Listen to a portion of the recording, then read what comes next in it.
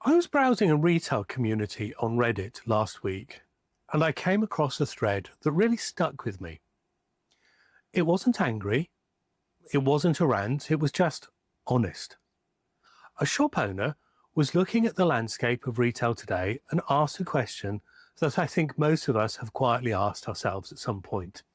They wrote, "Why would anyone visit my shop when they can get it cheaper online and have it delivered later today or tomorrow?" It's a fair question, isn't it? On the surface, it seems perfectly logical. If we look at retail purely as the distribution of goods moving a box from a warehouse to a customer, then the online giants have everyone beaten on speed and price.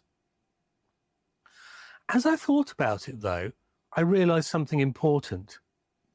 They were despairing because they were asking the wrong question. The question isn't, why would they come for the products? The question needs to be, what can I offer that they can't? In this video, we're going to look at one thing Amazon simply cannot deliver, no matter how fast their shipping becomes. We're going to look at how you stop competing on logistics and start competing on connection. Hi, I'm Keith Lockwood. I help independent retailers thrive with less noise and more clarity. Let's start with an observation. When I walk down the high street today, I do see a lot of retailers who are essentially trying to be mini warehouses. They cram the shelves, they slash the prices, they hope that if they stock just the right thing, then the till will ring. But there's a story I want to share with you about a friend of mine who took a completely different approach. She opened a gift shop in Devon in the southwest of England about a year ago. Now, consider the context. She just moved down from Northamptonshire, which is in the Midlands. She knew absolutely no one, new town, new community, complete blank slate. Fast forward 12 months to today, her shop is one of the highlights of that high street. People know her by name. Local makers are actually queuing up to stock with her. Community groups book her space months in advance.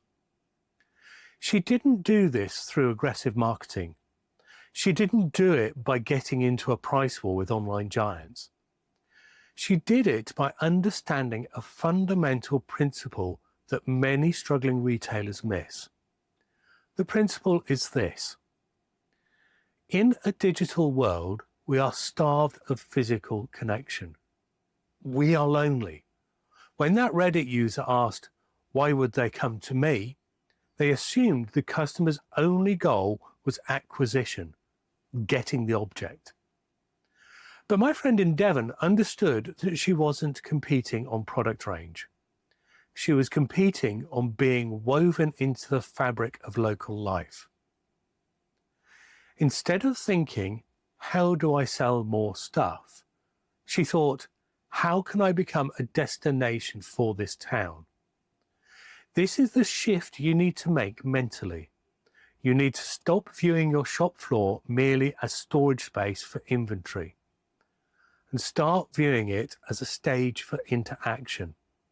Because when you do that, you're selling something that cannot be prime delivered. You are selling humanity. Now, this brings us to the practical side. How do you actually do this? Because build a community can sound a bit fluffy, can't it? It sounds nice, but it doesn't pay the rent. Here's what I see most shops doing when they try to do community. They write a check. Now, there's an estate agent or realtor for my friends across the pond where I live in this town. He has sponsored a local roundabout for years. He pays the council for the flowers. His name is on a little sign stuck in the mud. And he can't understand why his business is struggling. The reason this doesn't work is simple. There is no value exchange. That estate agent is paying for visibility, not connection. People drive past the roundabout every morning. look at the flowers, look at the sign and feel absolutely nothing. It's a vanity project. It's advertising with a community veneer. Compare that to my friend. She didn't sponsor a roundabout. She did two very simple, low-cost things. First, she launched Meet the Maker events. She stocks work from local potters and card makers and jewelers, but rather than just putting a mug on a shelf, she invites the potter in. They set up a table, they show how the clay is thrown. It's not a massive production, sometimes only 3 people watching, sometimes it's 15. But look at what happens. The customer isn't just buying a mug anymore, they're meeting the artist. They hear the story, they're seeing the clay under the fingernails. This is an active experience. Second, she simply just opens her doors. Book clubs, craft circles, community planning groups. If they needed a space on a quiet Tuesday afternoon, she just said, yeah. By doing this, her shop stopped being a commercial entity and became a piece of social infrastructure. It became part of people's weekly routine. So, the action for you here is to audit your community efforts. Are you just putting your logo on things, or are you inviting people in? Are you the estate agent on the roundabout, or are you the host in the living room? I want to be very direct about something now, because I know some of you might be thinking, well, Keith, this sounds lovely, but I'm running a business, not a community centre. Let me be clear, this is not philanthropy. This is hard-nosed business strategy. When you embed yourself in the community, 3 things happen to your bottom line. First, word of mouth changes. When someone attends a workshop in your shop, they don't tell their friends, I bought a pot. They say, I learned pottery at Sarah's shop, you know, the place on the high street. Your shop becomes the setting of their story. Now that is marketing you cannot buy.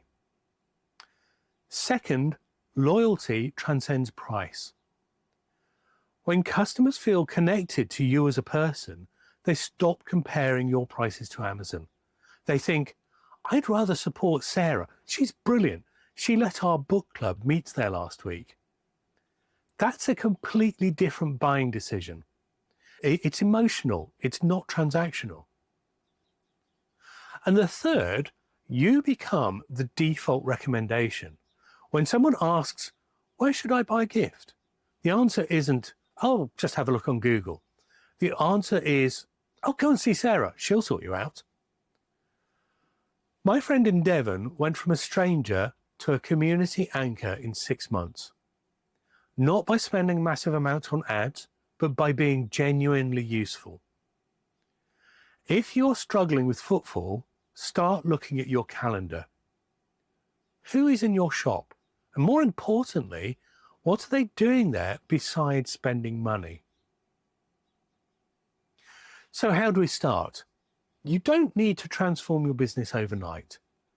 You don't need to host a festival, although I know of a number of shops that do that, but they built up to it. You just need to start with one genuine partnership.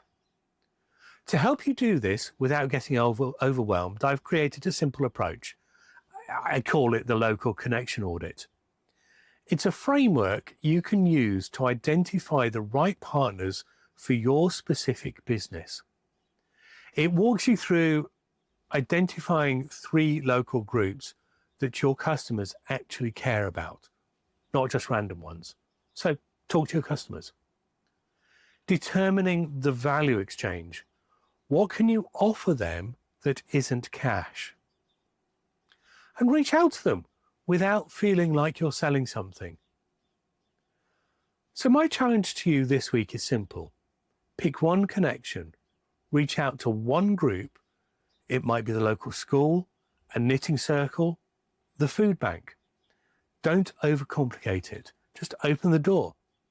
If you aren't sure how to do this, please contact me via the links below. I'm happy to help. And if you found this helpful, I'd love to hear your comments. What is one local group you could potentially partner with this month? Again, let me know. I'm happy to jump in and give you some thoughts. Thanks for watching, and I'll see you in the next video. Take care. Bye-bye.